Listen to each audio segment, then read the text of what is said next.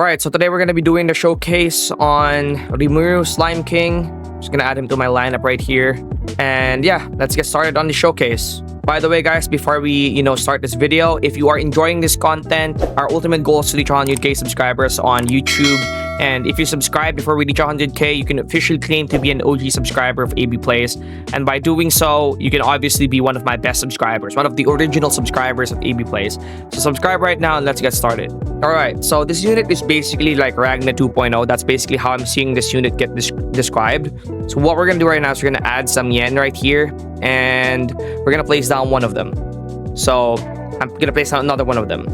So it's plus 6%. I'm going to place down another one of them. And I'm going to place down another one of them. So basically how it works is if you place down one of them, they will all be doing the same damage, by the way, because as you guys can see right here, for every currently placed copy of this unit that is placed, this unit gains plus 30% damage. Any buff applied to this unit is shared among all the placements.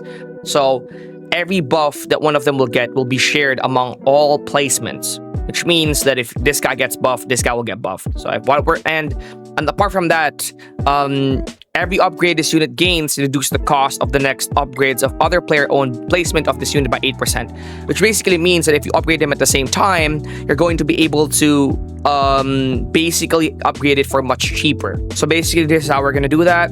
He costs 76,900 to max. Upgrade him, and in here, still 76,900. Right, we're gonna upgrade him. So watch this, right? Watch how much money it will take to upgrade all of them, because each of these upgrades will reduce the upgrade cost by a lot. And as you guys can see right there, the upgrade cost is really small. So right here, 2,859, 3,299. If I upgrade these other three, it's gonna drop down to 2,759. That's basically how it is. So you want to upgrade all of them at like the same time, right? You want to go one, the second one, the third one, the fourth one. And you want to keep doing this until you got all of them upgraded. And by doing that, you can actually get to a good enough... You can actually max them out in less than 100k. As you guys can see right there, I'm maxing them out in less than like 100k. And even their max upgrade or the last upgrade can be like 0 cost. So as you guys can see right there, 8,898 total DPS for one of them, which basically means if you divide that by 4 placements, that's going to be around 35k. We're going to do the math right here just for you guys. 8898 times 4 is going to be 35,592. So that's his DPS. I don't think you can actually get full AoE buffs here like Harukarin, as you guys can see right there. I guess he's alright, I guess. I'm gonna try and do Great Sage right here. So Great Sage will basically increase your damage, right? And you can basically do more damage to enemies you attack with Great Sage. And basically what that means is you're gonna be able to do more damage to those enemies, specifically 40% more damage to that enemy. Right here I'm targeting Alien General, right? And then if I do that, he's gonna do more damage to that. So obviously each of them can do more damage to a specific type of unit, which I think is pretty nice. All right, so here's what I'm going to tell you, right, with this unit. So as I already showed you right here, he has all of these placements, these fancy placements. And if you upgrade all of them at the same time, like how I'm doing right here, it's going to be very cheap to upgrade most of them, which is obviously the strategy that you want to play if you want to run this unit.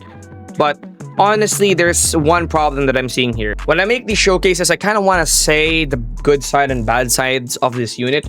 And here's what I'm going to do right now. I'm going to spawn an Itachi with 50% health right here, which means he only has around 6 million.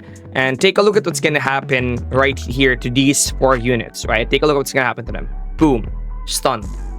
Yeah, that's right. They are stunnable units, which means they could basically get stunned by anything. And apart from that, they also don't have immunity to debuffs, which means that energy drain can affect them. Energy drain can affect these units, which means their damage can be reduced, which means you can't really use them in stages where energy drain exists, and they're really hard to use in stages where you can get stunned as well, because the only thing about these units is DPS, right? They don't do slow like Ragna. Ragna at least had slow, which means Ragna was kind of like a support. This unit has no support capabilities because this ability right here only reduces his placement cost, not other units. Here's what I'm gonna say about Rimuru as well, right? Here's what I'm gonna say about Rimuru as well, because most people wanted this unit, Rimuru, to be better than Kaguya, right? They wanted the Rimuru to be better than Kaguya, or they wanted the Rimuru as the Vanguard unit because it's Rimuru. He's a fan favorite character.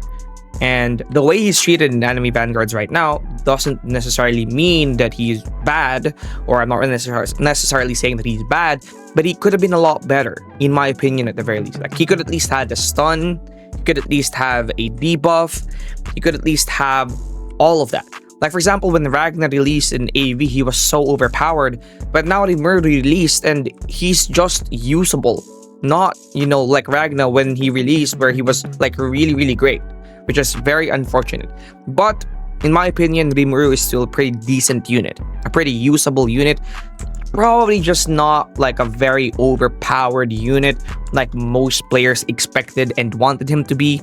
That's just not what he is. Like, for me, Rimuru is just a unit that most players without Monarchs would probably go for, because yeah, that's kind of just what he is. You can use units like Merlin, in my opinion, which by the way is kind of like a meta unit in this update, meta support at the very least. But yeah, I think he's a pretty great unit. I'm just honestly not I'm kind of underwhelmed by this unit because I was expecting him to be a really powerful unit because he's Rimuru, right? I was expecting him to be like that, but unfortunately he's not like that.